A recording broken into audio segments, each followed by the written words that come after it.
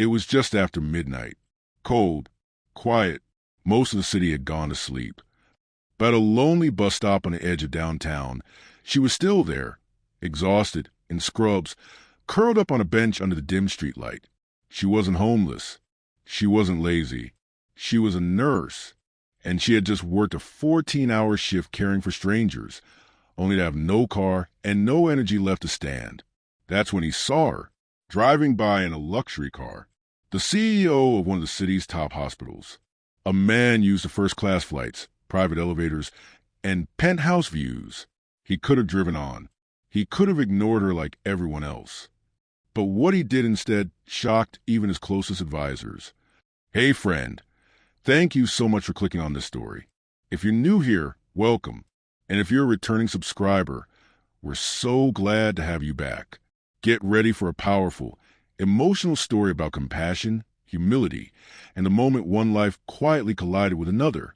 Be sure to like, subscribe, and share this video with someone who still believes in humanity. Now sit back, relax, and let's dive into the moment a millionaire paused his world. For someone who never asked for anything. Ethan Carrington stood on the rooftop terrace of the glass panel building that bore his name, overlooking the city, glittering beneath a wash of icy air and streetlights. Below him, the skyline looked polished, curated, just like his life. Behind the closed glass doors, a corporate cocktail party buzzed with warmth and flattery. Investors, board members, hollow smiles, and safe wine. Ethan had left his own celebration 2 floors down, without explanation. No one followed. They rarely did. He tugged at his cuffs, adjusting the tailored sleeves of his wool overcoat. Fingers stiff from the wind. Everything he wore tonight had a price tag most people wouldn't say out loud. His watch alone could pay off someone's mortgage. His shoes could fund a semester at a state college. And yet here he was, standing alone in the sharp wind, trying to remember what any of it meant. A voice echoed in his memory, one he hadn't heard aloud in years. The higher you climb, Ethan, the colder it gets. Don't forget to bring a coat that fits your soul. His late wife used to say things like that, always with a crooked smile, like she knew he'd ignore the advice anyway. And he had. He climbed higher and higher until her absence felt like just another luxury loss. Ethan blinked against the wind. He didn't want to go home. Instead, he walked down the elevator, past the valet, who gave him a puzzled glance through the revolving doors out into the downtown winter night. He ignored the black town car idling at the curb, driver waiting, heat on. Ethan shoved his hands in his pockets and turned left, the wind punching against his collar. His breath trailed behind him in pale wisps. No direction, just a need to move. The city was quieter than usual. Cold tended to do that. Minneapolis could be brutal this time of year, and tonight it pulled no punches.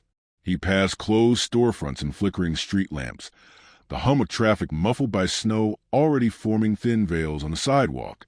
A faint trail of violin music filtered from a nearby cafe before being swallowed by the night. Then he saw her. It was a flicker at first, a shape beneath the yellowish light of a bus stop. Huddled and still, he would have walked past if not for a gust of wind that lifted the edge of a thin hospital scrub jacket. He stopped, looked again. A woman asleep. No, not quite. Curled tightly against one end of the bench, her arms wrapped around a small bundle. A child. They were layered in mismatched clothing. Scrubs, a hoodie, a child's puffy coat that looked 2 sizes too small. The woman's head rested against the bench railing, her skin pale, lashes fluttering.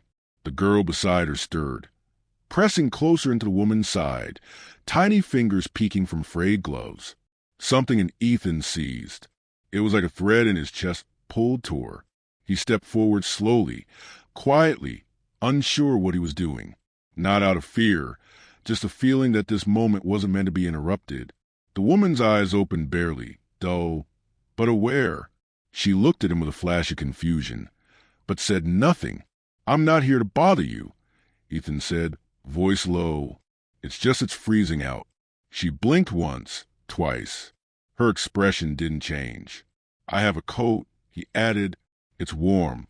Take it, please." He slid it from his shoulders and stepped forward, careful not to make sudden moves.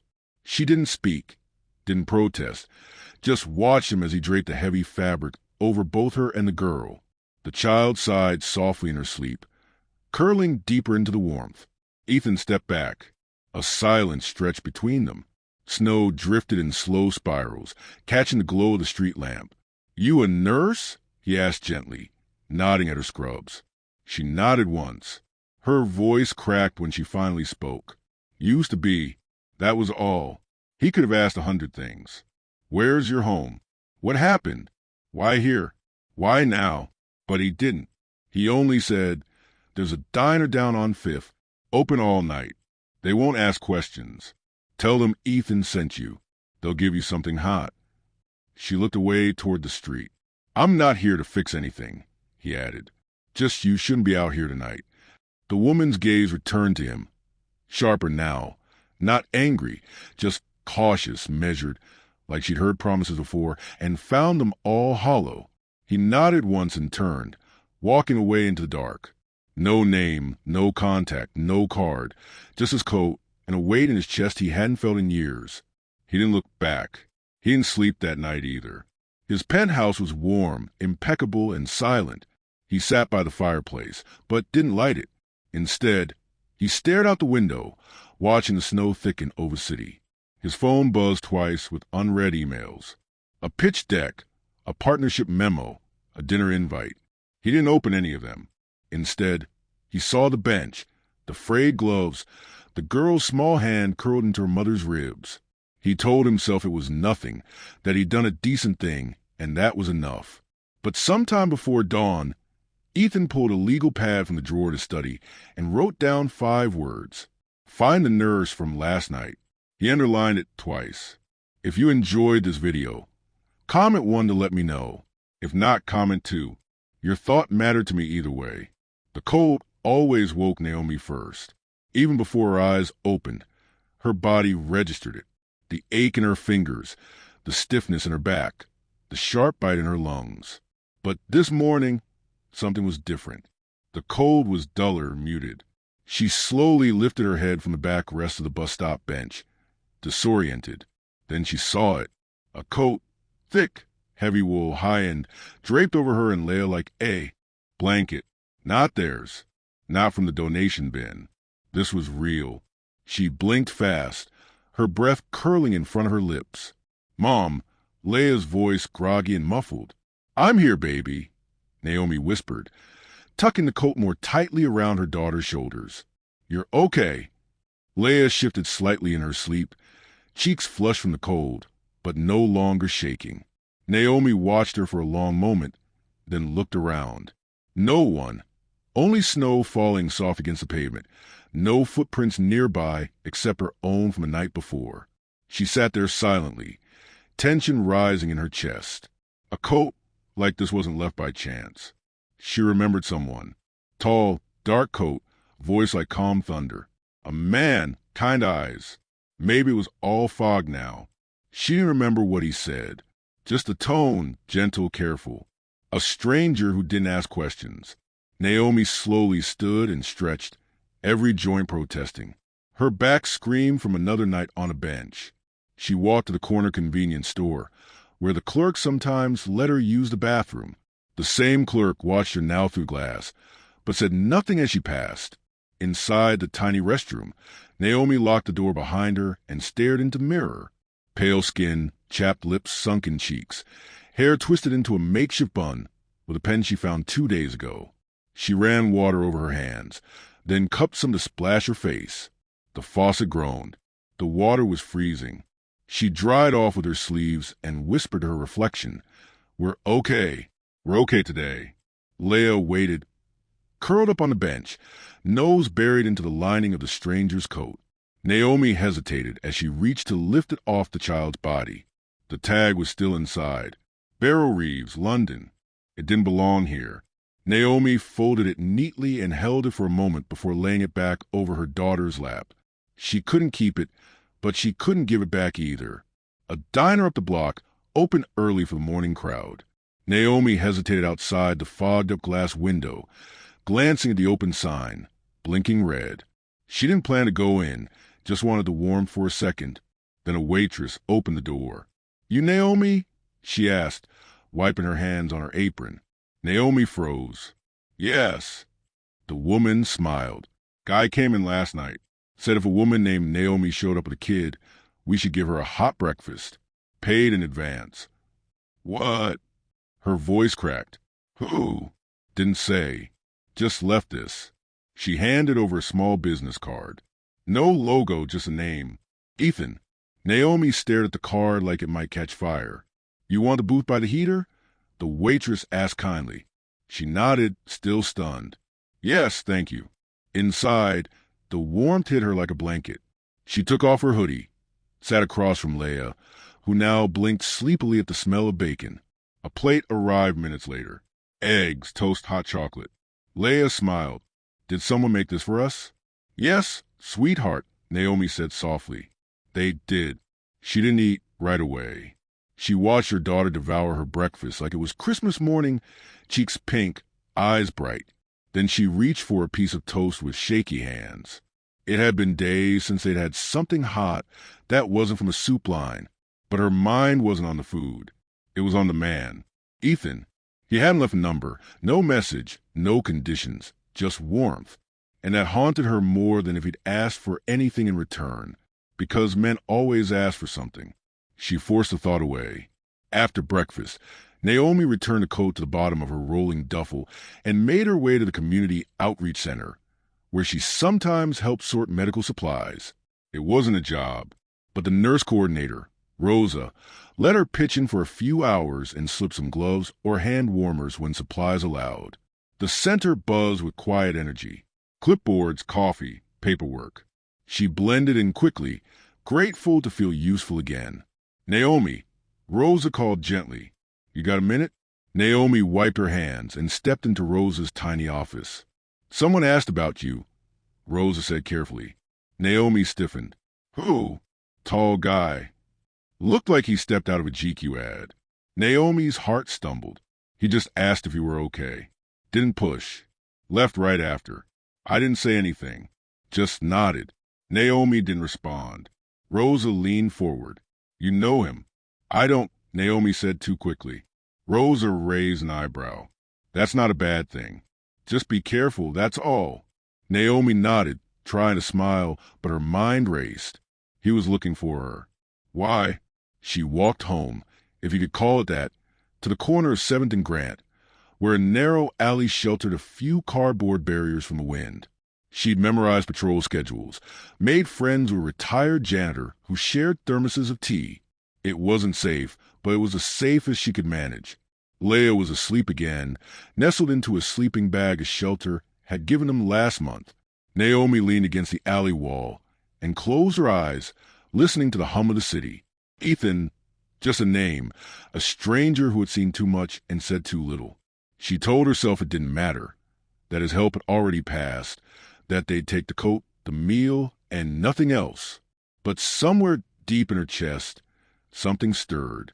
Not hope, not yet. Just the echo of warmth and the smallest flicker of curiosity she hadn't allowed herself to feel in months. Who leaves kindness like breadcrumbs and disappears? Ethan stared out the floor-to-ceiling windows of his penthouse, coffee untouched on the counter behind him. The city below was waking up, its skyline brushed with morning light, and last night's frost clinging to rooftops. Somewhere out there, she was waking too, if she'd slept at all. He hadn't planned to look for her again. He told himself that one kind gesture, walk away, feel like a human for 5 minutes. But the image kept looping in his mind.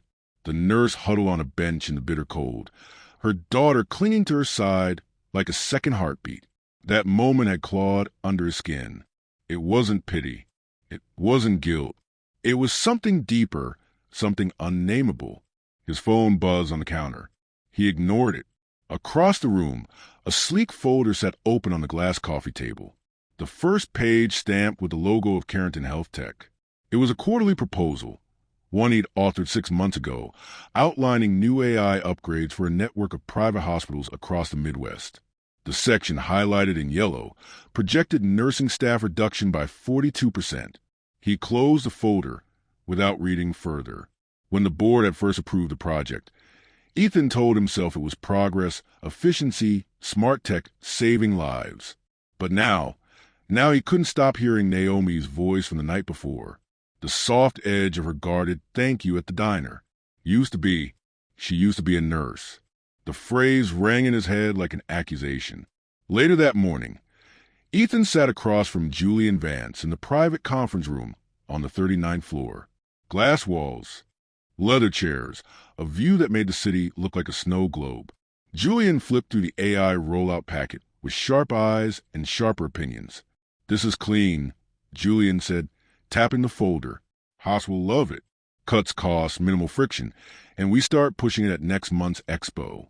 Ethan leaned back, arms crossed. "There's something we need to rethink." Julian froze mid-page. "Rethink what?" "The projections are solid. We're ahead of schedule." Ethan looked at him, then down at the city, the implementation phase, the staffing impact. Julian's brow furrowed. "You mean the nurses? They're not data points, Julian." Julian laughed, not unkindly. "Ethan, you're not new to this. We're not firing anyone. We're offering buyouts, retraining, reallocating." "Into what?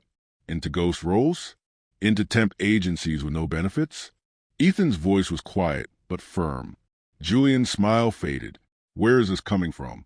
Ethan didn't answer right away. He stood and walked to the window. One hand braced against the frame. "Last night I met someone," he said finally. Julian raised a brow. "This about a woman?" Ethan turned slowly, jaw tight. "She's a nurse. Lost her job after a hospital shut down. Lives on the street with her daughter." Julian sighed. "Ethan, you can't build a business model around personal guilt." "It's not guilt," Ethan said. "It's reality." Julian tossed a folder onto the table. "You want to redesign the rollout because of one woman?" "No," Ethan said. "I want to know how many more there are." The silence between them stretched taut as piano wire. Finally, Julian spoke. "You're chasing something that doesn't scale." Ethan nodded once. "Maybe, but I can't ignore it." Julian didn't argue. He just stood, gathering his things. "When you're ready to talk numbers again, call me." After Julian left, Ethan stood at the window a long time, the city breathing beneath him like a patient he couldn't diagnose. That afternoon, he returned to Community Health Center, the one near the church kitchen. He didn't ask for Naomi by name, just sat in the waiting area, pretending to review donor paperwork until a familiar voice reached his ears from the back hallway. Double-gloved the box on the left. "That batch leaks." Her Naomi. He turned slightly, careful not to seem obvious. She moved with precision, sorting donated medical supplies with another volunteer. Her posture was straight, her hands quick, her expression focused. She wasn't performing. She didn't even know he was there. That struck him harder than it should have. He waited until her shift ended.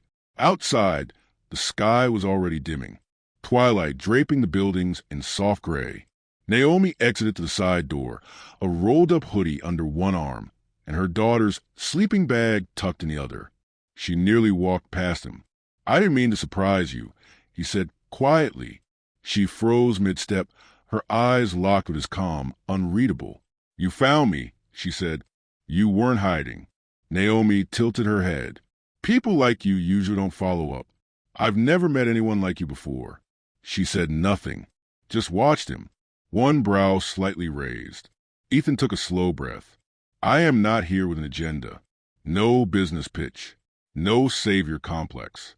Just I've been thinking about you, about your daughter, about what I saw." Naomi's voice was steady. "What you saw was one night. That's not my story." "Then tell me your story." She blinked, surprised. Then her lips pressed into a thin, tired line. "Stories don't matter much when you're just trying to find a warm place to sleep."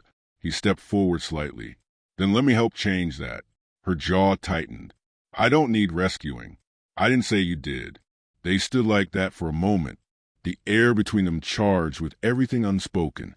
The wind picked up, tugging at her sleeves. Finally, Naomi shifted her stance. "I appreciate what you did," she said. "The coat, the meal, but I've got a rhythm now. Disrupting it, good intentions or not, can be dangerous." Ethan nodded slowly. "I get that. I don't think you do, she replied. But you're trying, and that's something. She turned to leave. Naomi, he said, stopping her. She paused but didn't turn around. There's a motel a few blocks from here, he said. Nothing fancy. I've already covered the week. No names, no strings, just a place where the heater works. A long silence. When she spoke, her voice was softer. Why? Because it's 19 degrees tonight, he said. And your daughter deserves better than frostbite. Naomi closed her eyes for a second. Then she nodded once, barely. I'll think about it. She walked away into the dusk, coatless, back straight, stepped slow but steady. Ethan watched until she disappeared around the corner. He didn't follow. He just stood there and whispered to no one, I'll be here tomorrow, too. And he meant it. If you enjoyed this video, comment one to let me know. If not, comment two. Your thought mattered to me either way. The motel sign buzzed faintly in the darkness, one of the neon letters flickering like it couldn't decide whether to give up or keep glowing. Snow fell in slow spirals, dusting the curb, softening the edges of everything. Ethan leaned against a post near the front office, collar up, gloved hands buried deep in his coat pockets. He had no idea if she'd come. The desk clerk inside had taken the room key without question, slid it into a plain envelope, and promised not to mention his name. No receipts, no follow-ups, just a warm, clean room, paid in advance for 7 nights. He didn't know why he needed to see her walk through that door. Maybe he just needed proof that a small act of humanity could still ripple out. Or maybe it was because the image of Naomi holding her daughter like a shield had carved something permanent into him, something that wouldn't leave. The street was quiet, only the occasional hum of a passing car or the crunch of tires in snow. He glanced at his watch. 9:03 p.m. And then movement at the end of the block. Naomi. She walked slowly, duffel bag slung over one shoulder, her coat buttoned tight.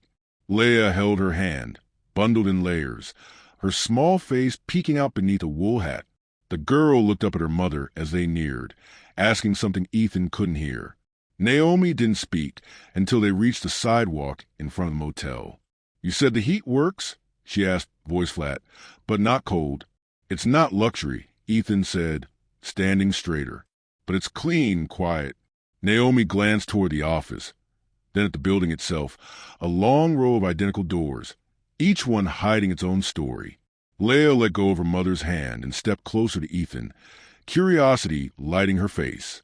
You came back, the little girl said, smiling. I said I would, he answered gently. Leah nodded as if that settled something unspoken. She looked up at the snow, catching a flake on her mitten, then turned back to her mom. Can we go inside now? My toes feel like ice cubes.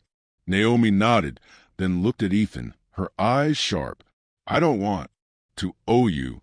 You don't, he said quietly. You're not a debt. Her shoulders tightened for a second, then dropped. He handed her the envelope. Room 7. No check-in needed. There's extra blankets and the bathroom stocked. Naomi took the envelope slowly. You really planned this out. I didn't plan for anything, he said. I just wanted you both to be warm tonight. She looked at him for a long moment. Not grateful, not soft, just searching, as if waiting for the part where the story turned, and he asked for something in return. He didn't. I'll check out in the morning, she said. No rush, Ethan replied. The room's yours for the week. Naomi hesitated, then turned, guiding Yela toward the door marked 7. She slid the key in, pushed it open, and disappeared inside without another word. The door closed with a soft thud. Ethan exhaled. He hadn't realized he'd been holding his breath. The next morning, Naomi woke to silence. No car horns, no shivering. Just the hum of the heater and the faint rhythm of Leah's breathing beside her. The girl was curled like a cat under 3 layers of blankets, one foot sticking out. Naomi sat up slowly, unsure what day it even was. She blinked at the plain white walls, the beige curtains. For the first time in weeks, she wasn't rushing through mental checklists, no patrol schedules to avoid, no soup kitchen cues, no bench to guard from strangers. Her body didn't ache. That alone felt like a betrayal. Leah stirred. Mommy, can we stay here forever? Naomi smiled sadly. Just a few nights, baby. Just enough to rest. Leah yawned, her voice still thick with sleep. Did the nice man leave? Naomi paused. He might have, but he gave us a room. That means he likes us, right? It means he didn't walk by, Naomi said, and that matters. But her voice faltered because she didn't understand him either. That afternoon, Naomi stepped outside. Coat zipped her chin, the motel key in her pocket. She told Leah to nap, then walked down the street to the small strip mall nearby. There was a corner bakery she remembered from her nursing shifts. Cheap coffee, warm bread, and no questions. As she sipped from a paper cup, she caught sight of a familiar figure through the glass window. Ethan, seated at a booth, laptop open, coat draped over the back of the chair. He didn't see her at first. He was staring at the screen, a crease between his brows. She debated walking away, but something stopped her. Maybe it was the heat from the coffee in her hands, or the way the morning had felt so strangely quiet. Maybe it was Leah's voice from earlier. She stepped inside. He looked up the moment the bell above the door chimed. "Didn't expect to see you here," he said. "Did you come to check if I use the room?" "No," he replied.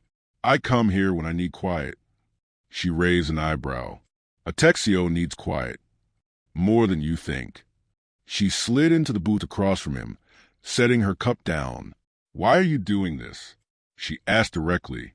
"And don't say because it's cold." He met her eyes, didn't flinch. "I don't know," he said honestly, "but you matter. And not just because of what I saw at the bus stop." Naomi folded her arms. "You don't even know me." "I like to," Ethan said. Silence fell between them. She studied him carefully. Too carefully. "What's your story?" she asked. He looked out the window. "I used to be a surgeon," he said. "My wife got sick. Cancer. I left medicine. Built something that would have saved her faster than I ever could." Naomi didn't speak. "I buried myself in code and numbers," he continued. "It was easier than remembering what helplessness felt like." Her voice was quiet. "You think helping me undo that?" "No," he said. "But it's the first time in a long time I felt something real." She looked away. The snow outside catching in gentle sheets on the sidewalk. "People always come in with good intentions," she said. "They give coats, food, a night indoors, then they vanish. I'm not trying to be a savior." "Naomi, then what are you trying to be?" He didn't answer right away. "Maybe someone who doesn't vanish." Her eyes softened barely, but then she stood. "I have to get back." He nodded, not pushing. "Same time tomorrow." "We'll see." She walked to the door, paused, and without turning said, "Thank you, but don't make promises you won't keep." Then she stepped out into the snow, leaving behind the scent of coffee and something unspoken. Ethan watched her go, a strange ache rising in his chest. She didn't trust him. Not yet, but she hadn't walked past him either. And that was a beginning. The motel heater hissed softly, a steady hum that filled the silence between them. Naomi sat at the small table by the window, legs tucked underneath her, flipping through a local job bulletin she picked up from a community center. The pages were thin, smudged with ink. Line cook, part-time custodian, overnight front desk, no health insurance. Each listing felt like a reminder how far she'd fallen and how steep the climb back would be. Leah was sprawled across the bed behind her, humming while she traced shapes on the fogged-up window with her fingertip. Her voice rose and felt like a lullaby only she knew.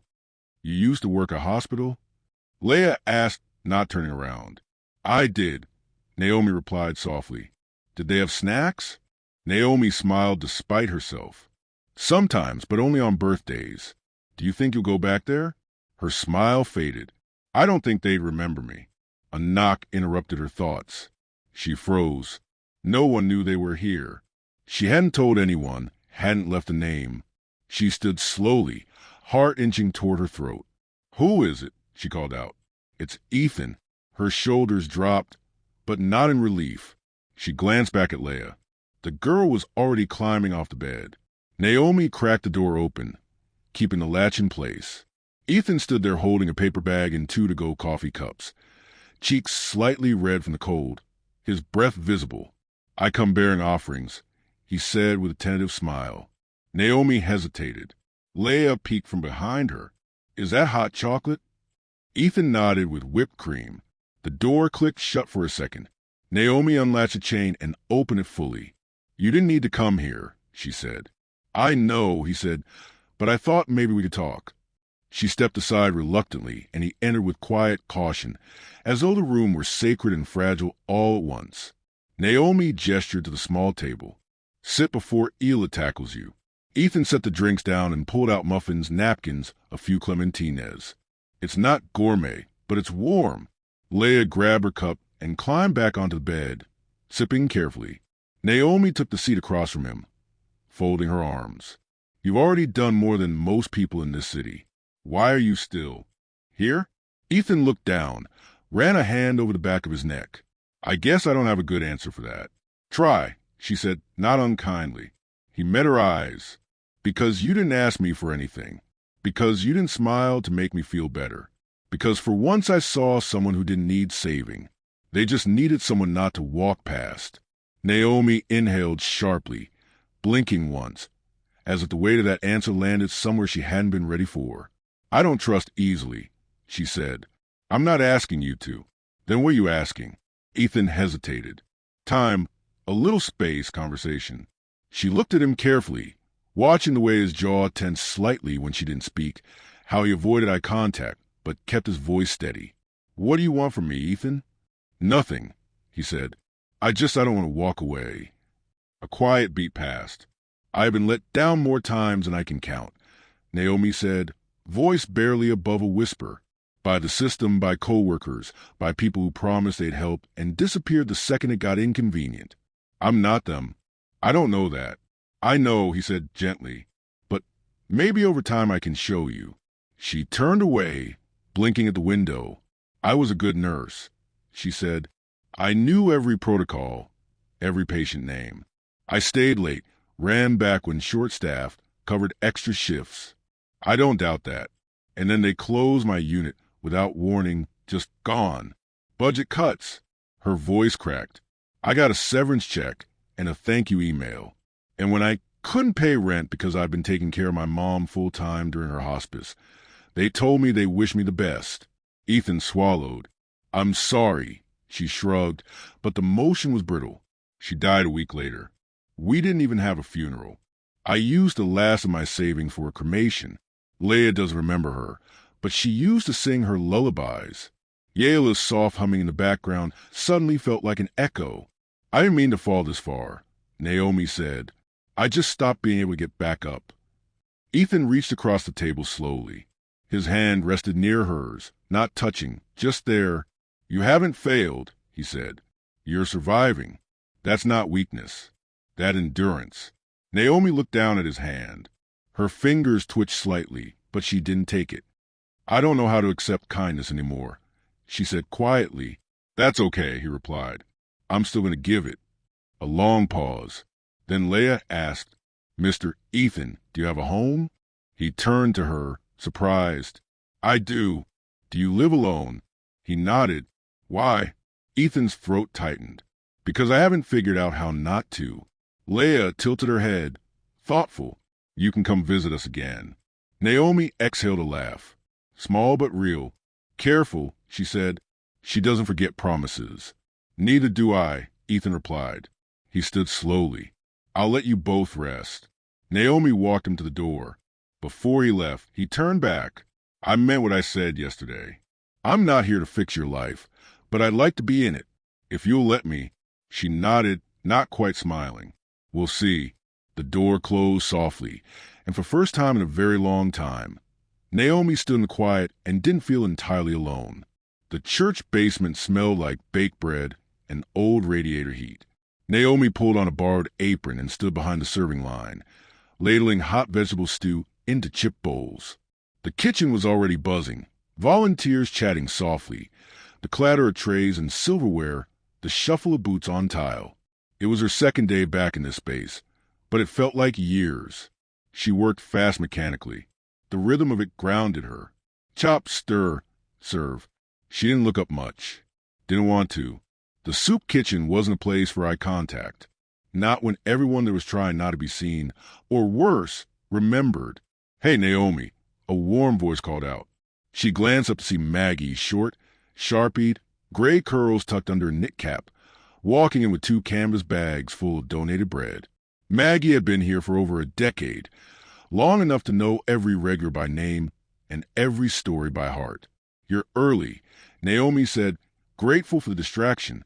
Maggie set the bags down and shrugged off her coat. "Well, I figured you'd need help this morning." Naomi offered a faint smile. "Always." As they worked side by side, Maggie gave her a look. "You're quieter than usual." Naomi stirred the pot in front of her, watching steam curl toward the ceiling. "Just tired," she said. But her voice lacked weight, like it didn't even believe itself. Maggie didn't press. Not yet. She never did. But Naomi could feel the question hanging there waiting. She knew what Maggie wanted to ask. It had been 3 days since Ethan had dropped off breakfast at the motel, since he'd sat across from her with his quiet steadiness and kind eyes, offering no agenda, just presence. And Naomi hadn't seen him since. Not that she expected him to come back. She'd told herself over and over it didn't matter if he did. That kindness wasn't a contract. But the space he left behind was louder than she anticipated. She was rinsing a ladle at the sink when the door creaked open behind her. She turned instinctively. There he was. Ethan stepped into the basement slowly, his eyes adjusting to the dim light, hands stuffed awkwardly in his coat pockets. His hair was tousled like he'd run a hand through it a dozen times before walking in. Maggie looked up, curious. Naomi froze. "Hi," Ethan said a little breathless. "I wasn't sure you'd be here. I wasn't sure you'd look." She replied too quickly. He offered a half smile.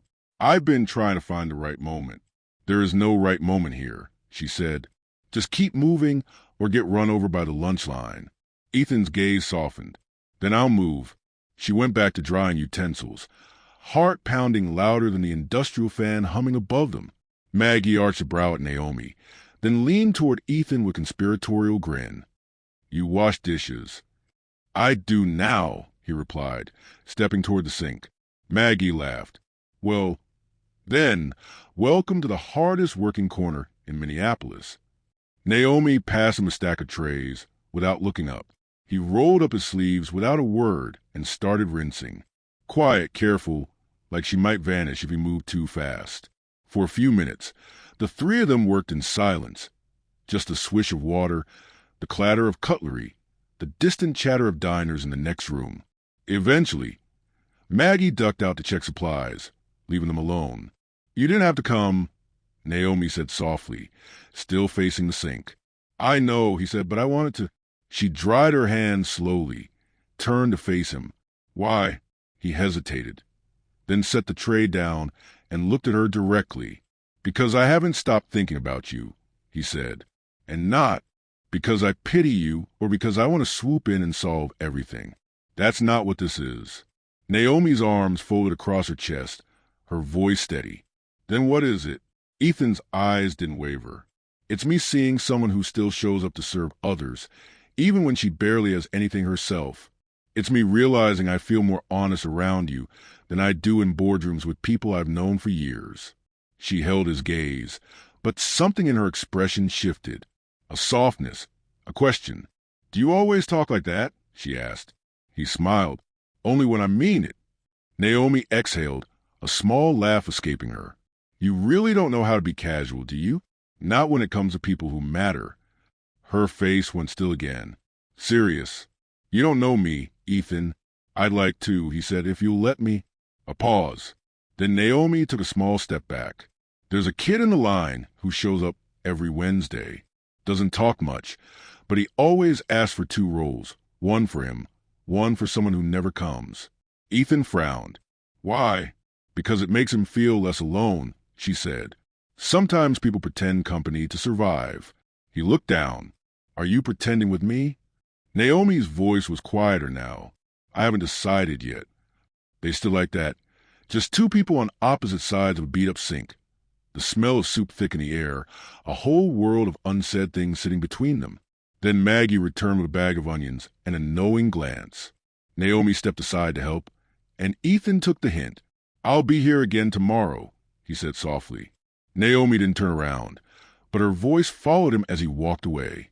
We'll see. He smiled at himself as he pushed the door open, snowflakes brushing his face like tiny reminders that some things were still unfolding. And inside, Naomi wiped her hands on her apron and whispered under her breath, "We always do." The sky had turned that grayish blue. That meant snow was coming again, the kind of soft light that made everything feel a little quieter, a little heavier. Naomi stood behind the counter at the church kitchen, her sleeves rolled up and her hair tied in a messy knot.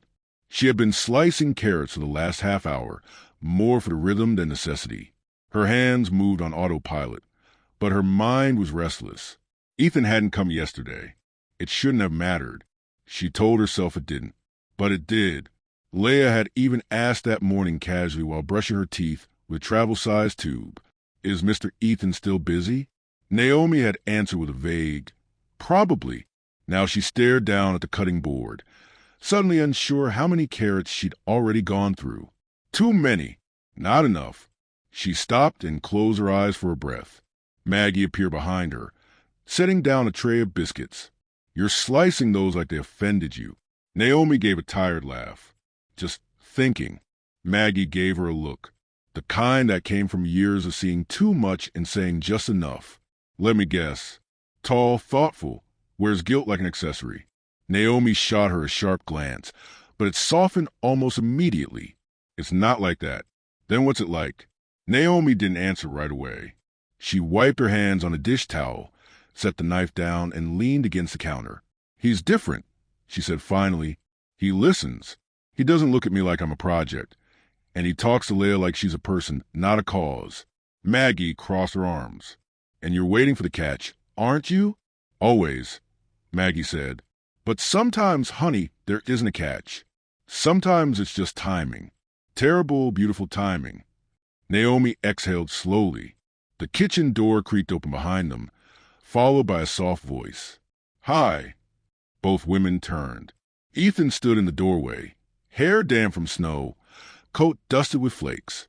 He looked apologetic, a little breathless, a little unsure. "I'm sorry I missed yesterday," he said. "I got pulled into a board meeting that went sideways." Naomi's stomach twisted at how relieved she felt just seeing him.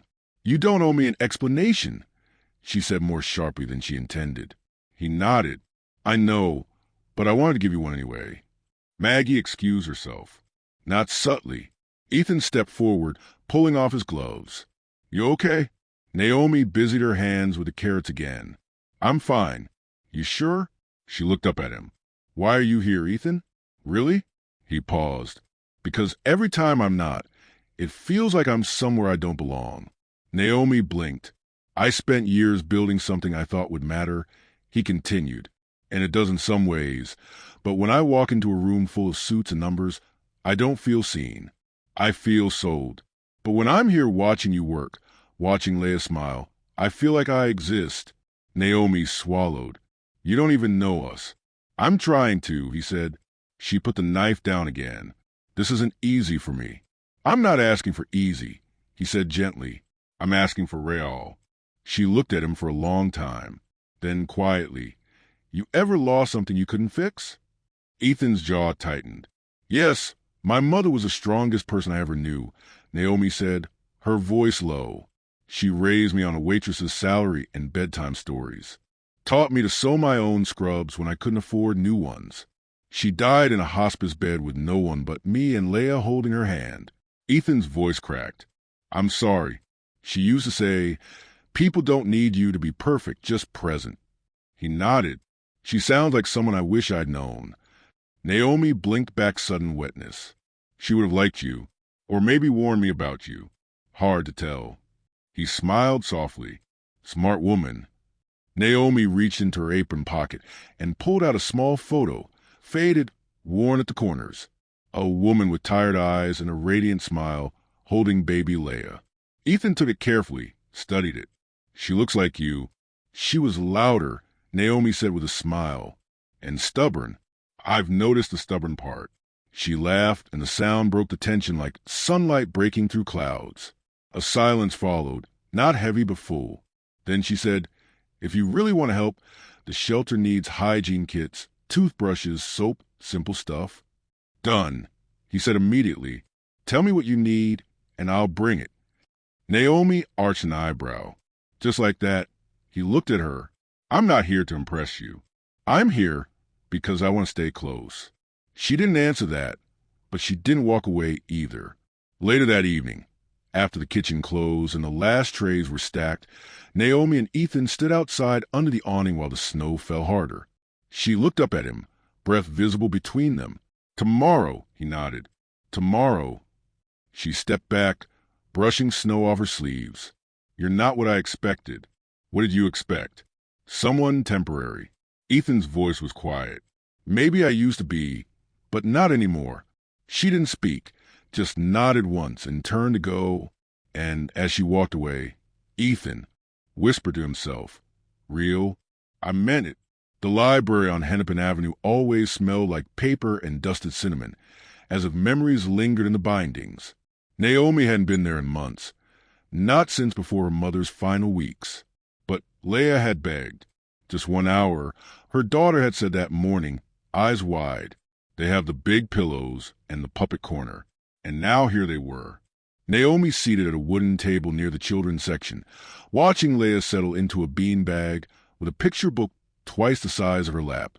It was a strange kind of peace, one she didn't trust yet. It felt borrowed. Naomi rested her arms on the table, letting herself breathe. The motel room was still theirs for another night. She had cleaned Leah's coat this morning in the bathroom sink, hung it near the heater to dry. For once, they didn't wake up to frost on their eyelashes. Across the room, a group of children gathered near the rug for story time. Naomi smiled faintly at the sight. Caregivers coaxing kids into quiet circles. Some toddlers crawling, others bouncing with excitement. A librarian stepped forward. A woman with silver glasses and a warm cardigan holding a book high. And then the door opened. She saw him before he saw her. Ethan, hair slightly windblown, a folder tucked under one arm. He moved with that unintentional grace she'd come to recognize. Never rushed, never loud, but always like he was carrying something invisible and heavy. Naomi blinked, unsure what to feel. He spotted her a moment later. Their eyes met. He smiled soft and surprised. "I didn't expect to see you here," she said as he approached. "I could say the same." She nodded toward the story corner. "Leah begged me for library time." Ethan followed her gaze. "She's good at convincing." Naomi tilted her head. "And what brings you here? Looking for self-help books?" Ethan chuckled. "Actually, tax documents. Riveting stuff." A silence passed, easy and warm. Then from across the room, Leah's voice rang out. "Mr. Ethan." Naomi froze. Leah was already bounding across the carpet, arms flung wide. Ethan caught her in a careful crouch, laughing as she hugged him tight. "You found us," she beamed. "I must have excellent timing," he replied. Naomi rose slowly, unsure whether to be touched or tense. She walked over as Ethan gently released Leah. "We were just starting story time." Naomi said, "I wouldn't dream of interrupting," Ethan replied, standing. But Leah tugged his hand. "You can sit with us, please." Naomi opened her mouth to decline, to redirect. She wasn't sure, but Leah was already pulling him toward the beanbags. Naomi followed, cheeks warming. They settled in, the three of them forming a small crescent on the rug. The librarian opened the first book, her voice calm and musical, the kind that made the whole room lean forward. It should have been a simple moment. But Naomi couldn't ignore how close Ethan sat, how gently his arm rested behind Leah. Not touching her, just nearby. She couldn't ignore how natural it felt and how terrifying that was. After the second story, Leah leaned against Ethan's side, eyes wide with wonder. He whispered something to her. Naomi couldn't hear what, but Leah giggled, and it wrapped around Naomi's chest like thread pulling too tight. When the final page turned, applause rippled through the room. Leah clapped enthusiastically, then looked up at Ethan. "Do you like stories?" "I love them," he said. "Mommy used to read to me every night before we had to move." Naomi stiffened. Ethan looked at her, understanding passing between them. "I bet she told the best ones," he said. Leah nodded. "She makes up voices." Naomi chuckled. Now you're giving away my secrets. Leah stretched, yawned dramatically, then climbed back into her mother's lap. I like when we're like this, she mumbled, like normal. Naomi's breath caught. Ethan didn't speak. They left together when the sky had begun to dim, snow lightly falling in elegant flakes. Leah walked ahead, hopping into every patch of untouched white she could find. Ethan and Naomi trailed behind her on the sidewalk. She misses stability, Naomi said finally, even if she doesn't have the words for it. She's strong, Ethan said. She shouldn't have to be, Naomi replied, voice lower. They paused at the corner. The traffic light flicked red to green. Leah waited, turning back, snow in her lashes. Do you ever think, Naomi asked, that maybe you were never meant to be the person you became? Ethan looked at her startled. She didn't wait for his answer. I trained for medicine, she said. I was supposed to help people heal, and now I hand out soup with borrowed gloves and sleep on a mattress older than my kid. He didn't speak. Naomi turned to him. And you? You left something behind too, didn't you? He met her eyes. Yes. What was it? Myself, he said softly. They stood there, wind whispering between buildings. Leah tugged Naomi's hand. Can we go to the diner? They have the peppermint pancakes. Naomi looked down at her, then at Ethan. He smiled faintly. My treat. Naomi hesitated, but then she nodded. Inside the diner, it was warm and golden and smelled like syrup. They took a corner booth, and Leah colored on the placemat with borrowed crayons. Ethan stirred his coffee. Naomi sipped hers in silence, and then softly he said, I want to do more than show up. I want to stay. Naomi looked at him. Truly looked. I'm scared, she whispered. So am I, he admitted. She nodded slowly. Then we start small. And in that small booth, under flickering lights and over plates of peppermint pancakes, something fragile and brave began to take root. Not a promise, but a choice. The Carrington Health Tech offices rose like a monument of glass and ambition over downtown Minneapolis. Inside, everything gleamed. Marble floors, polished steel, backlit digital displays, looping success stories and investor headlines.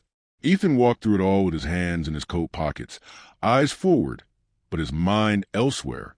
His meeting with Julian was in less than 5 minutes. He hadn't told Naomi about it. Not yet. The elevator opened with a chime and deposited him onto the executive floor. The contrast was immediate.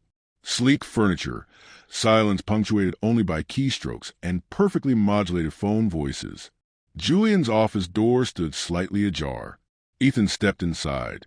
Julian looked up from a spreadsheet, his reading glasses perched low on his nose. You're late, he said without looking at the clock. I'm here, Ethan replied evenly, taking the chair across from him. Julian closed the laptop with a soft snap. That proposal from Metasphere came through. Ethan waited. Julian leaned back, tapping the folder. They're ready to buy in.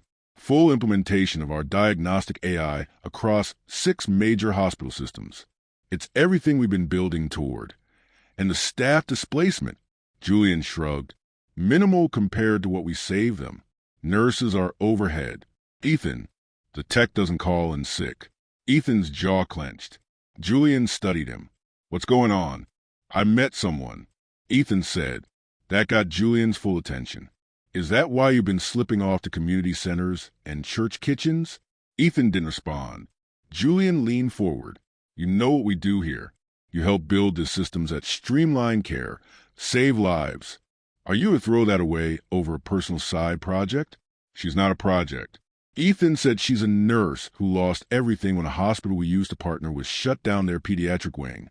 Her daughter sleeps in a motel room we paid for. Julian blinked. Ethan continued. And our tech, the one you're about to pitch to 6 new hospitals, would eliminate thousands more like her.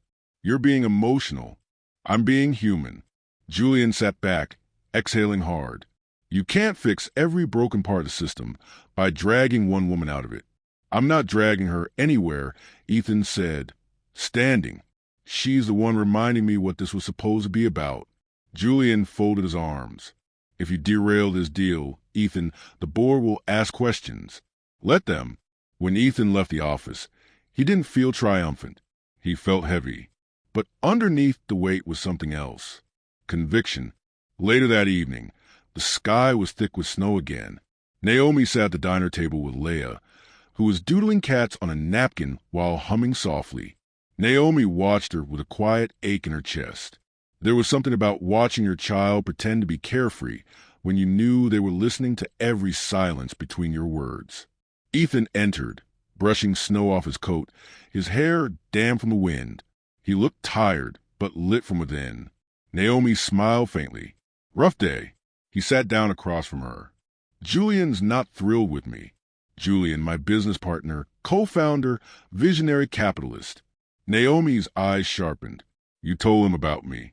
I told him about what we're doing, Ethan said, and what we're not doing anymore. Naomi leaned in slightly, which as Ethan took a slow breath. We're pulling out of the Mesphere deal. Her eyes widened. Ethan, I can't push a platform that cuts care just to raise stock value. But that's massive. That's a seven-figure deal, isn't it? 8. Naomi stared at him. You gave it up for me. No, he said gently. For every nurse like you, for every patient who won't be a line item in an algorithm. She didn't know what to say. Her voice had evaporated somewhere between her heart and her throat. I'm not a hero, Ethan said. Quieter now. I just stopped wanting to be a ghost in my own company. Naomi reached for her coffee, hands trembling slightly. That kind of decision has fallout. I know. Will the board come after you? Probably. And you're okay with that? Ethan looked at her. I'm not sure, but I am sure of you. That made her look away. Ethan, she said after a long pause, whatever this is between us, it's moving fast. I know, and I'm not someone you date for image or nostalgia. I come with bags, a whole cart of them. I see them. She met his eyes again. And you're not scared off? I'm terrified, he said, but not of you, of doing nothing. A silence stretched between them, full of meaning. Then Leah looked up, holding her drawing high. I made us a family picture. Naomi blinked fast. The paper showed 3 stick figures, one tall with a tie, one in scrubs with a bun, and a little girl holding both their hands. Ethan reached for it, voice soft. Can I keep this? Leah grinned. Only if you promise to come back. Naomi felt something crack open in her chest. Ethan looked at both of them. I promise. And he meant it. Every word, every choice, even the ones that would cost him. The invitation came in a plain white envelope slipped under the door of Naomi's motel room just before noon. No note, no handwriting. Just a folded piece of thick paper inside with the name of a restaurant printed in elegant gold script and a time, 7 p.m. She knew immediately who it was from. Ethan hadn't called, hadn't texted, hadn't stopped by the church kitchen that morning. And yet, here he was again, showing up in ways that were both gentle and bold. She stood in the middle of the room, holding the invite like it might disappear as she blinked. Leah peeked up from the motel bed, where she was practicing letters on a napkin. Did Mr. Ethan leave us a treasure map? Naomi gave a small laugh hollow in her chest. Something like that. Part of her wanted to go deeply, to sit across from him and feel just for an hour like the world wasn't crumbling under her feet. But another part, the heavier part, didn't trust what waited on the other side of linen tablecloth and soft candlelight. People like Ethan lived in glass towers and private boardrooms. Naomi had scrubbed hospital floors at 2 a.m. because housekeeping didn't show. She'd worn the same pair of sneakers through 2 winters. There was no common ground between them. Not really. Just this strange warm thread that kept pulling tighter, closer. At 6:55, she stood across the street from the restaurant. Snow drifted gently in the air. She watched the host at the window, checking a reservation list. The glow from inside soft and golden. She didn't belong here. Not in these second-hand boots. Not in this thrifted coat. Not with hair she tried to tame with drugstore lotion. Still she crossed the street. The host smiled when she stepped inside, not batting an eye. Table for 2. Yes, she said, her voice low. He led her toward the back of the room. Past couples speaking in hushed tones. Past the clink of wine glasses and soft jazz music humming through hidden speakers. Ethan was already seated, Clean cut, a charcoal gray blazer, no tie. He stood as she approached. Naomi, Ethan. He pulled out her chair. She sat slowly. I wasn't sure you'd come, he said. I wasn't sure either. He smiled gently. Thank you. Naomi looked around. This place is beautiful. I used to come here with clients. Always felt a little too polished. She raised an eyebrow. And now I wanted to share it with someone real. Their eyes met. Something softened in the space between them. Menus arrived. Orders were placed. Small talk danced across the table like cautious footsteps. But the air shifted the moment Naomi excused herself to the restroom. She walked down a short hallway lined with framed awards and photographs, donor dinners, fundraisers, galas. She passed them without looking until one caught the edge of her vision. A plaque with Ethan's name etched in gold. Carrington Health Tech, founding sponsor. Below it, a photo. Naomi's heart slowed. It was him, Ethan smiling, arm draped around Julian Vance, standing in front of a massive check being handed to the very hospital group that had absorbed and then shut down her pediatric unit. She stared at it, frozen. The hallway felt colder now. Her breath caught. Her hands trembled. She walked back to the table slowly, her face unreadable. Ethan looked up as she sat. Everything okay? You never told me, she said quietly. Told you what? That you funded the closure that took my job. Ethan blinked. Naomi, I saw the photo. His voice caught. That deal was supposed to expand services, not cut them. I didn't know but they did. And you were part of it. The table went still. So, did the room, at least in her mind. Naomi stood, sliding her napkin off her lap. Naomi, wait, please. I can't do this, she whispered. I thought you were different. I am. Then why does this feel exactly the same? He rose too, his voice low but urgent. Because I was trying to undo it, because I'm still trying. She shook her head, stepping back. I can't be your redemption project, Ethan. I don't have the energy to be the story that fixes you. He didn't follow her. He didn't beg. He just stood there breathing hard, watching her walk out of the restaurant and disappear into the snow. And as she turned the corner, heart thudding in her chest, Naomi wasn't sure if she was leaving behind a mistake or the only good thing she hadn't seen coming. The motel room was silent, except for the hum of the heater and the gentle rustle of Leia's coloring pencil across the back of her receipt. Naomi sat at the small table, fingers curled around a chipped coffee mug she hadn't sipped from in 20 minutes. Her thoughts swirled like the snow beyond the window, slow, disorienting, cold. She hadn't answered Ethan's texts. 3, maybe 4, had come in over the last 2 days. None pushy, just him. I didn't know. Please let me explain. You matter still. She didn't know what to do with that. Across the room, Leia looked up. Are we still seeing Mr. Ethan tomorrow? Naomi swallowed. No, sweetheart. Leia paused, blinking. Did he move away? No. He just Naomi trailed off, eyes stinging. Sometimes grown-ups stop showing up the way we want them to. Leia thought about that for a moment. I liked it when he read stories. Naomi nodded, barely holding it together. Me too. There was a soft knock at the door. Not urgent, just a tap-tap and stillness. Naomi stood slowly and crossed the room, heart in her throat.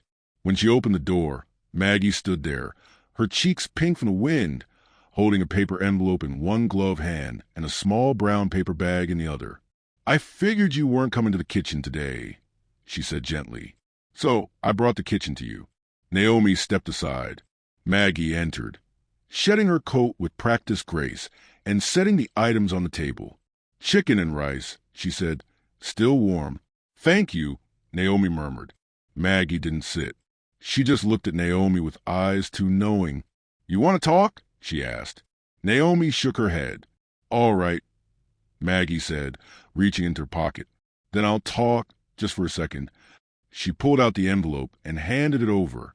What is this? Naomi asked. It's a letter. Well, kind of, more like a receipt. Ethan dropped it off at the center yesterday. Didn't say much. Just asked me to give it to you. Naomi hesitated, then took the envelope. Maggie gave her a moment, then smiled softly. I'll check on you tomorrow. Don't disappear. And then she left. Naomi sat down and opened the envelope. Inside was a single sheet of paper neatly folded. No greeting, no signature, just a scan of a cancellation letter from Carrington Health Tech. 2. MedSphere Systems. 3.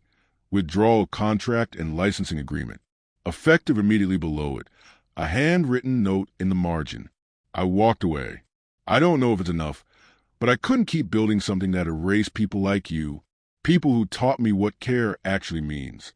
Naomi's fingers trembled. Behind the letter was something else.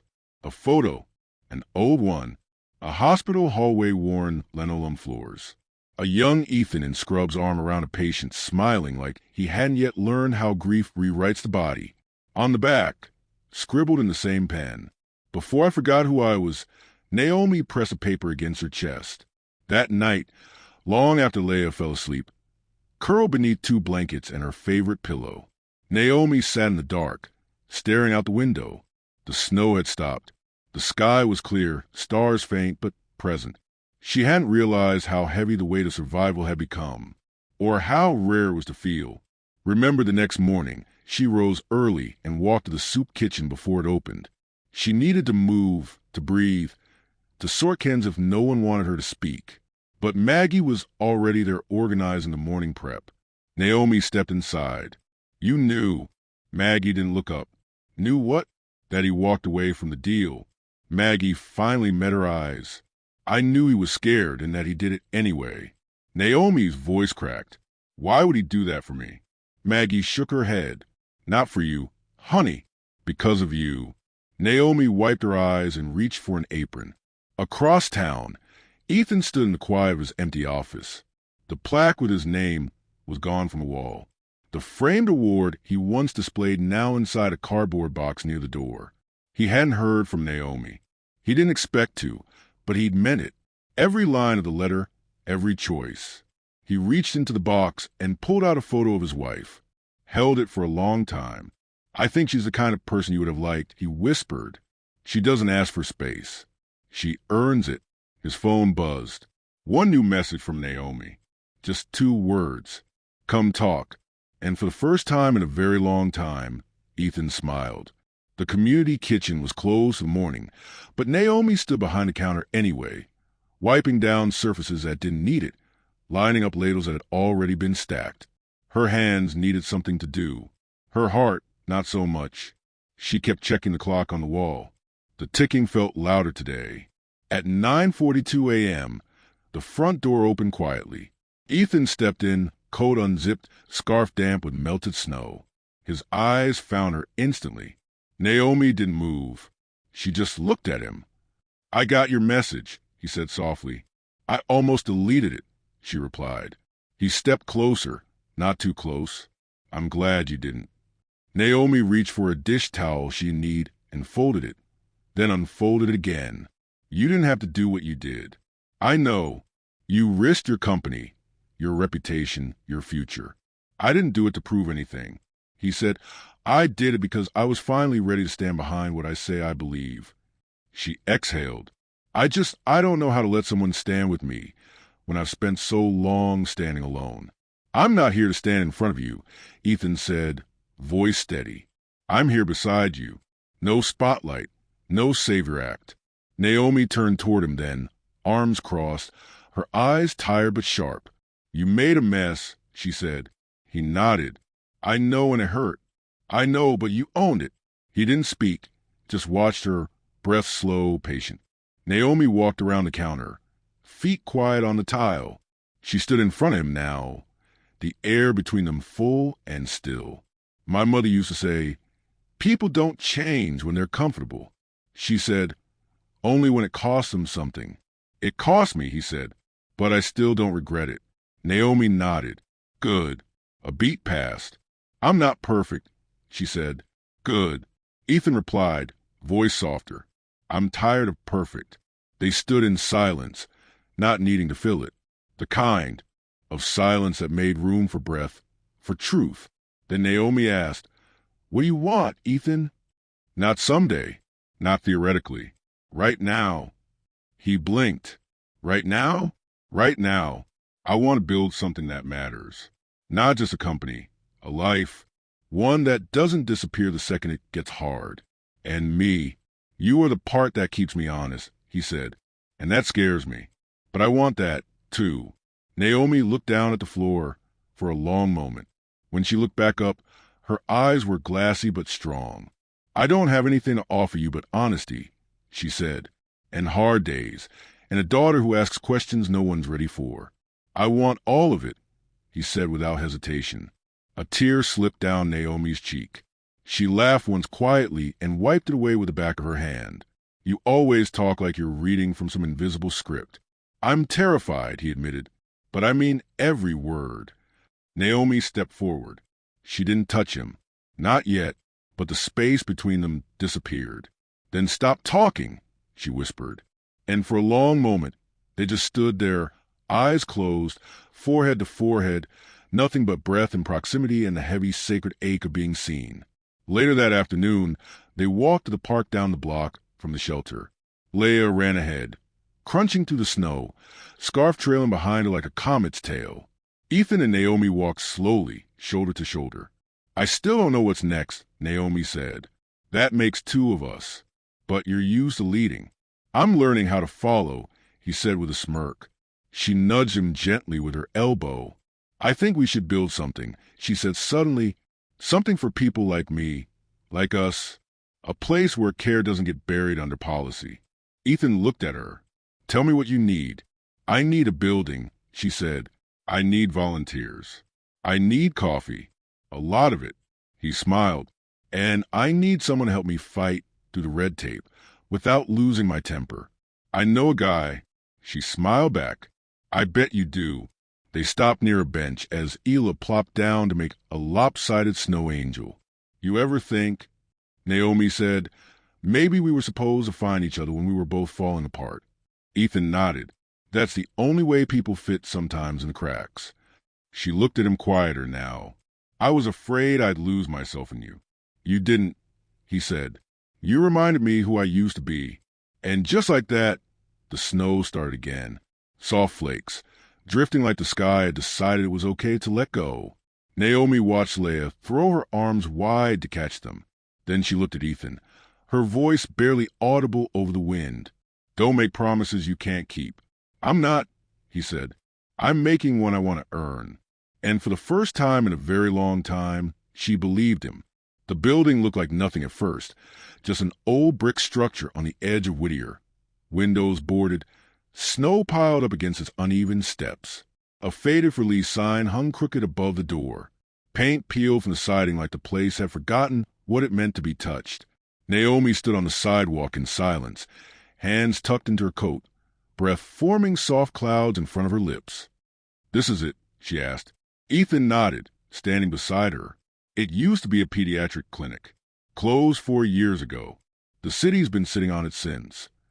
She looked up at the facade, tilting her head slightly. It's a little sad.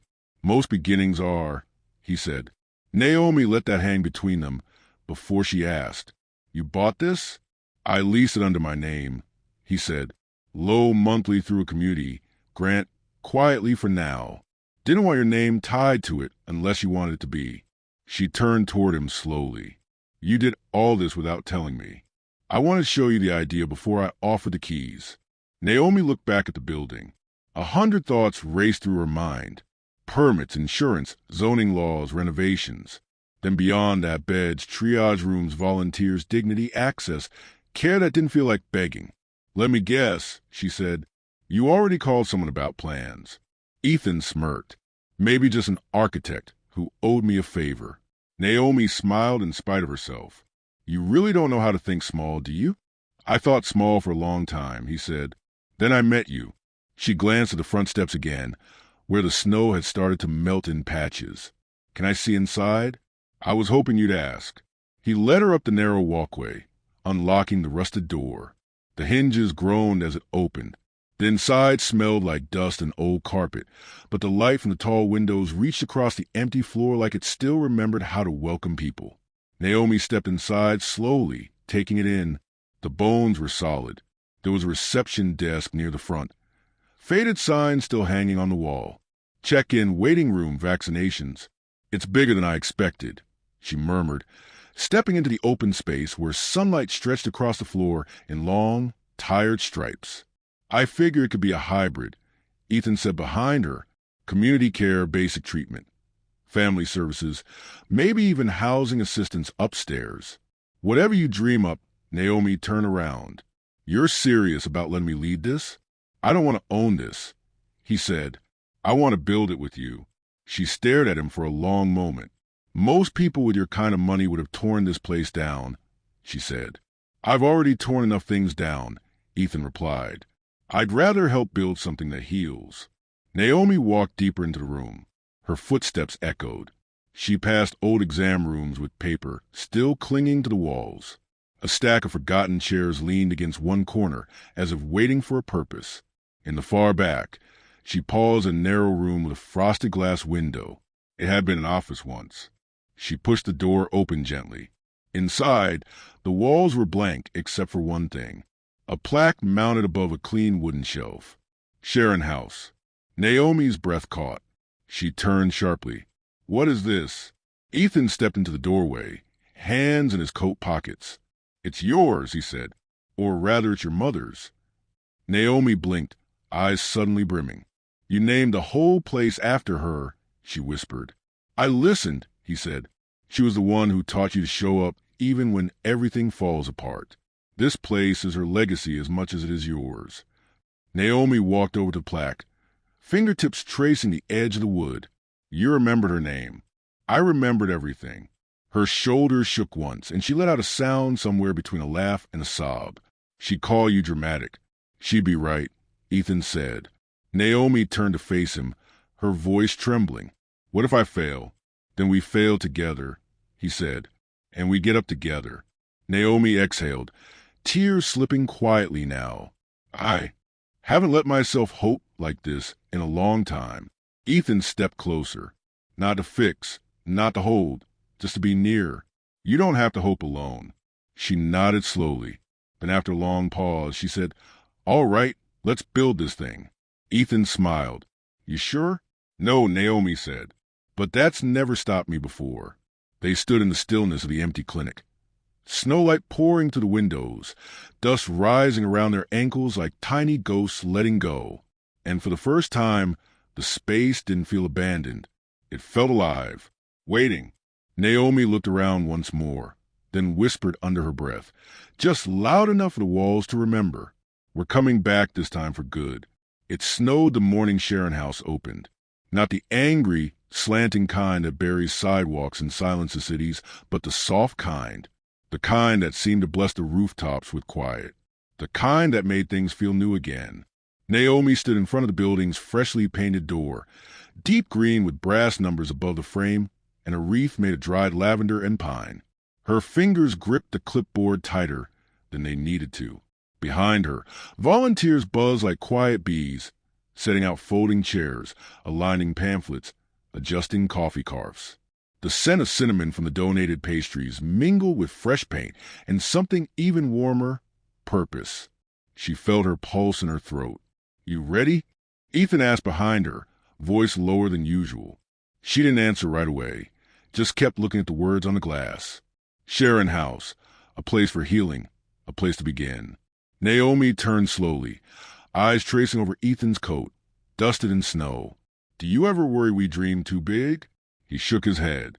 Not once. Even now, he stepped beside her, his breath visible in the air.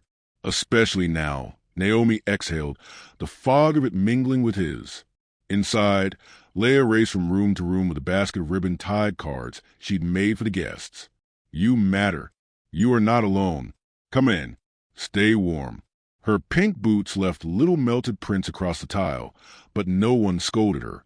Maggie was already inside, too, hunched over the refreshment table, arranging thermoses like precious antiques. She spotted Naomi through the window and gave a little nod like they were soldiers holding the line. The doors opened at 9 a.m. sharp. People trickled in slowly at first. Mothers with children in tow. Elderly women in wool coats too thin for the cold. A man holding a handwritten note from a shelter worker that simply read, Please help him. Naomi greeted each one by name when she could, and when she couldn't, she greeted them by the look in their eyes. "I'm Naomi," she said. "Welcome home." By mid-morning, the waiting room was full. Soft music played from a small Bluetooth speaker someone had donated. Volunteers poured coffee, helped with paperwork, distributed gloves and scarves. One of the former nurses from Naomi's old hospital had shown up unexpectedly asking to volunteer. Another brought food. By noon, they had to turn people away. Not because there wasn't room, but because they hadn't expected so many to believe so soon. Naomi stood in the hallway outside the exam room, her chest rising and falling like she'd run miles. Ethan approached slowly, watching her closely. "You okay?"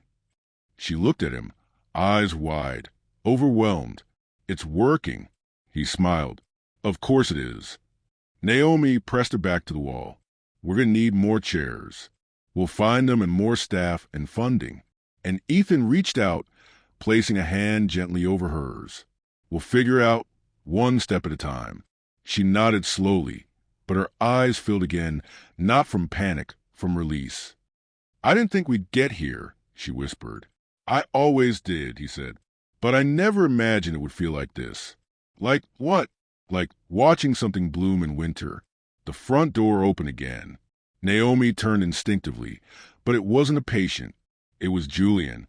He walked in with careful steps, dressed in a dark coat, a folder tucked under one arm. His expression was unreadable. Naomi straightened. Ethan stepped forward, guarded but calm. "You didn't call."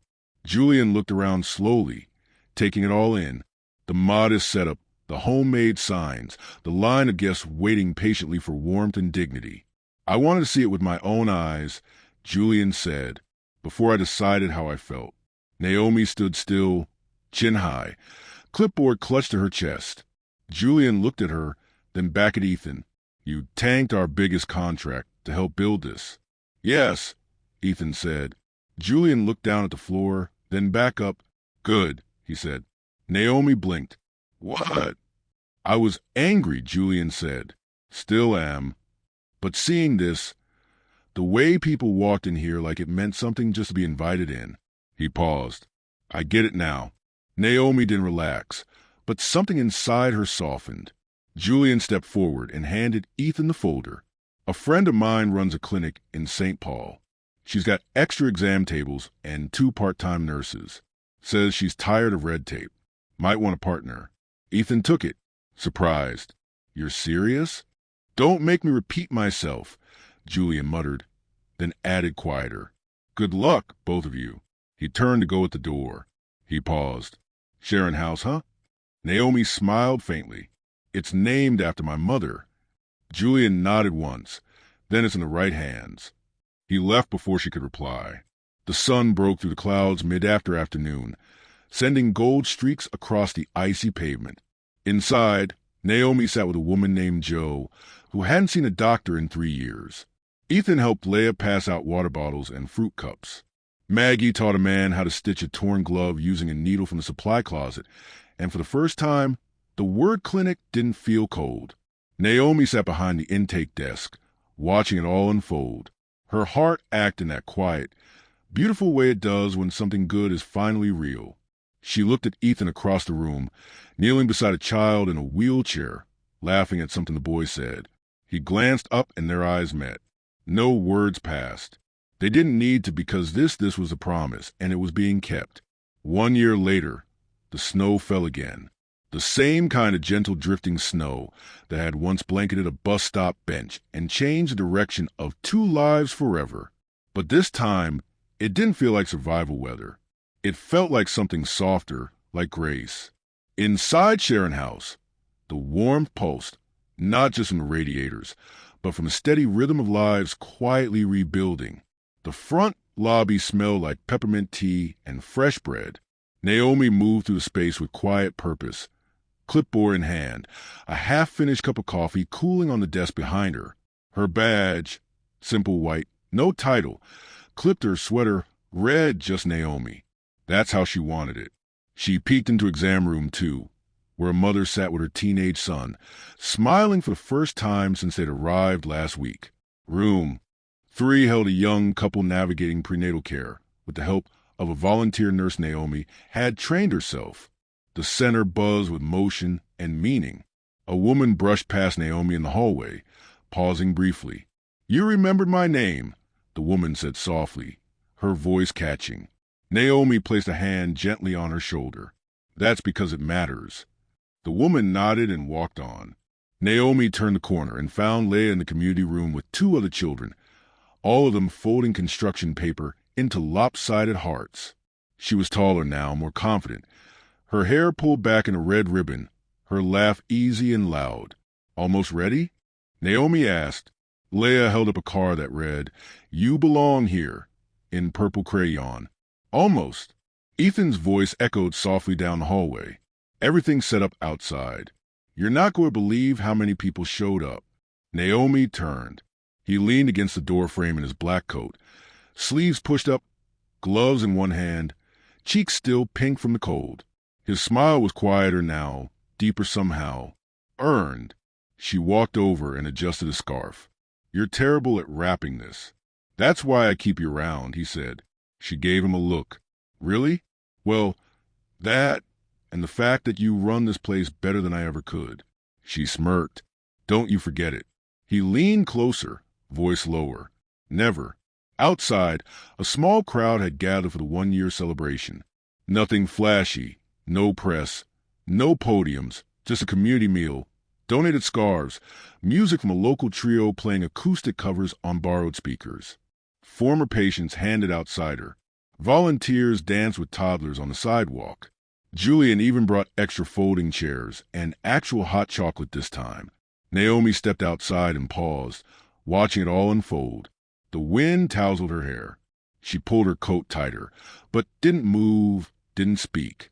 She just stood in the center of it all, watching a dream she never dared name come fully alive. Ethan joined her, slipping his hand into hers without a word. "You remember what I looked like the first night you saw me?" she asked. He nodded. "Yes." "I didn't even have socks on, just those hospital shoes with the holes." "I remember." She looked up at him. "And now," he turned toward her, "now you wear hope like it's stitched into your skin." Naomi's eyes welled, but she didn't look away. "I still have hard days." "We all do. Some mornings I wake up and wonder when it's all going to collapse." Ethan reached up, brushing a curl from her cheek. "Then we rebuild again and again if we have to." She leaned into his shoulder, her voice quiet. "You didn't rescue me." "I know. You remembered me," she said, "when I had nothing left to offer. You made me want to remember myself," he whispered. The snow thickened, coating the sidewalks like a fresh canvas. Children stomped in it with squeals of delight. A teenage boy wrapped a scarf around his younger sister and gave her the last muffin from his plate. Maggie poured another cup of cider and handed it to a man she used to scold for showing up late. From somewhere deep in the crowd, a small choir began to sing. No microphone, no instruments, just voices. Soft, strong, belonging. Naomi looked up at the building, its windows glowing golden against the gray sky. "I wish my mother could see this," she said. "She does," Ethan replied. And somehow Naomi believed that. Later, after the celebration wound down and families trickled back into the warmth of the center, Naomi and Ethan stood alone in the courtyard. Leah lay curled on a bench beside them, fast asleep under a borrowed quilt. The snow had stopped. Naomi looked up at the sky, stars peeking through. She took a breath like she hadn't taken in years, full without apology. "I used to think surviving was the most I could ask for," she said. Ethan brushed his fingers gently against hers. Now I know love can grow in the wreckage," she said. "Not in spite of it, but because of it." He pressed a kiss to her forehead, slow and still. "Then let's keep growing." Naomi smiled. They stood there, quiet beneath the stars, 3 hearts wrapped in a future that hadn't been promised, only chosen. And when Naomi finally whispered, "We're home," she wasn't speaking to Ethan. She was speaking to every part of herself that had once gone silent and now had found its voice. If you enjoyed this video, comment 1 to let me know. If not, comment 2. Your thought mattered to me either.